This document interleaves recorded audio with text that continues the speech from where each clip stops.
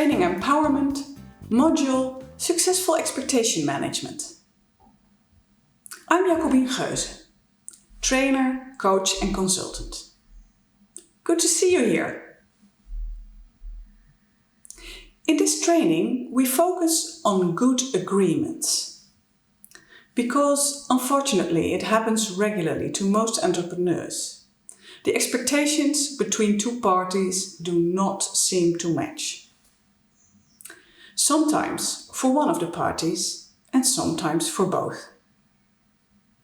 And that leads to disappointment and frustration. A waste of your good mood and energy, right? Friction between two parties usually arises when at the front end of a collaboration or project there is no proper contracting. Contracting is a term that comes from transactional analysis. In normal use of the word, a contract is an agreement between two parties about what they expect to happen. It might even be that the situation has more parties involved. It's precisely the fact that it's a joint and clearly discussed contract that allows parties to work well together and be successful. It's simply about making clear agreements. Agreements that are recorded on paper or via email, but also verbal agreements. And the better you make them at the start, the less risk of fuss later on. So it's also about preventing risk. I find this a very important subject in my entrepreneurship. I also outline some examples in this training and ask you to pick out what applies to you.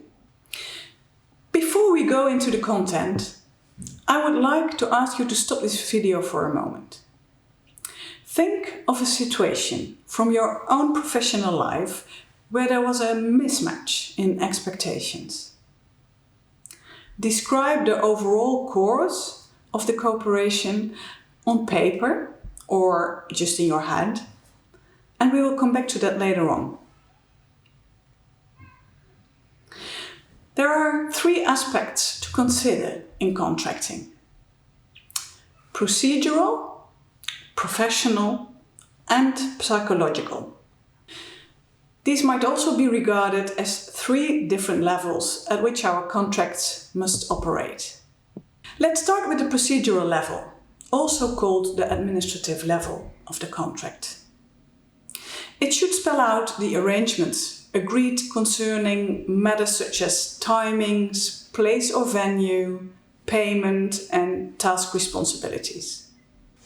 For me as a trainer, it includes, for example, where the course is to be run, dates and session times, how many participants can attend, are there follow-up sessions, and payment. An independent trainer may also need to talk about or include cancellation arrangements, or, for example, fees. I, for example, once had a situation where I was standing in front of a closed classroom.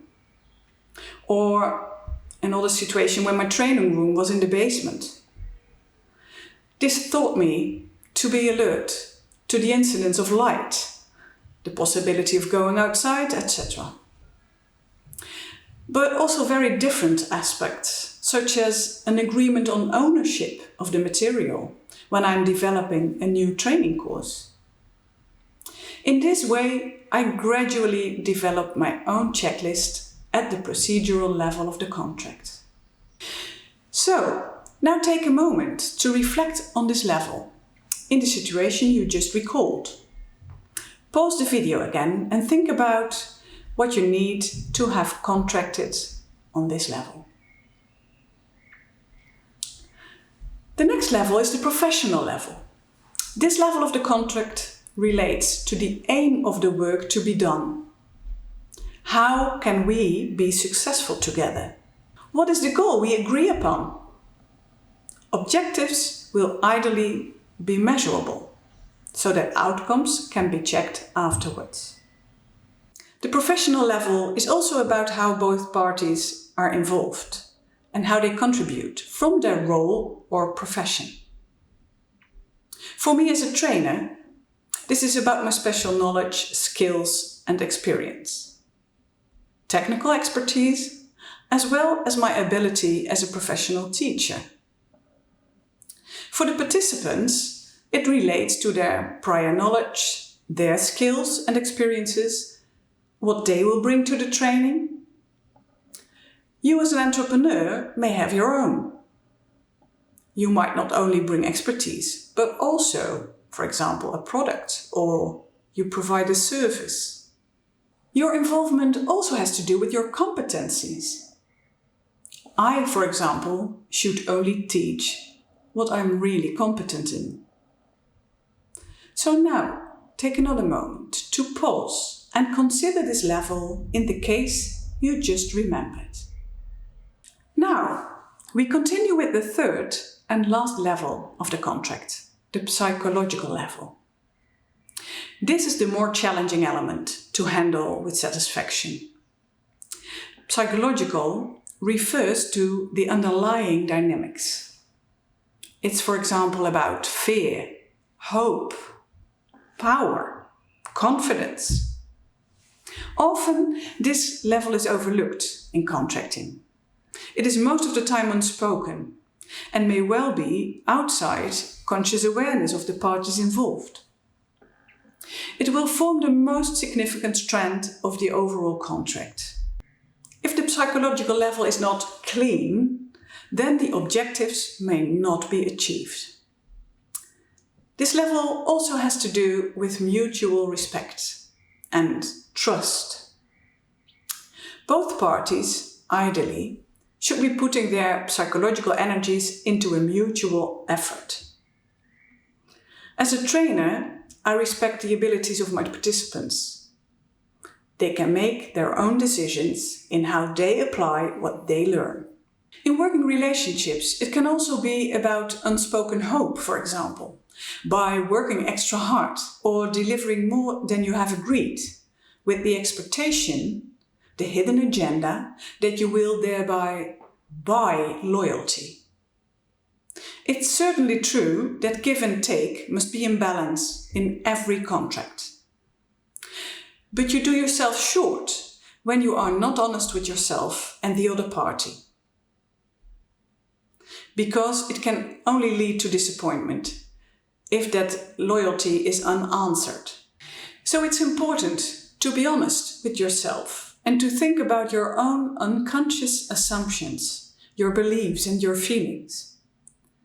I recently had a participant in my training who said at the start that he already knew a lot about the content. In order to prevent him from becoming unmotivated, quitting or even sabotaging the group, I asked him how this training could benefit him. He was also willing to contribute his own experience. In a more business-like context, it's also important to look for sufficient value, added value, and to be able to meet or exceed sometimes expectations. If you do not make this a topic of a conversation because it's exciting or maybe a bit challenging, you may be unpleasantly surprised. On a macro level, the question sometimes arises, do both parties really want this cooperation? Sometimes a cost aspect plays a role. For example, when you would rather work with another party, but they are actually too expensive. Or you yourself agree to a cost proposal because otherwise you wouldn't get the work. It is guaranteed that you will be disappointed later on in the collaboration because you are not paid enough. So make sure that you are clear about whether you want to work together and whether you really wanted both. So now I would like to invite you to take some time again to examine your own case in regard to this psychological level of the contract. What might have been going on with you? and with the other party? What questions could you be asking? I would not be surprised if there is still room for improvement here. Okay, we're coming to the end of this training. I hope I've been able to give you some new insights.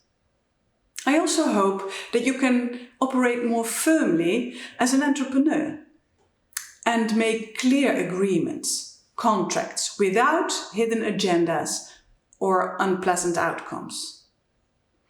I wish you take good care of yourself there and to think carefully about what you need to do justice to yourself in working with others.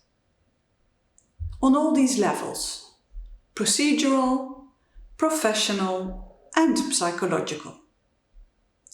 Good luck with that.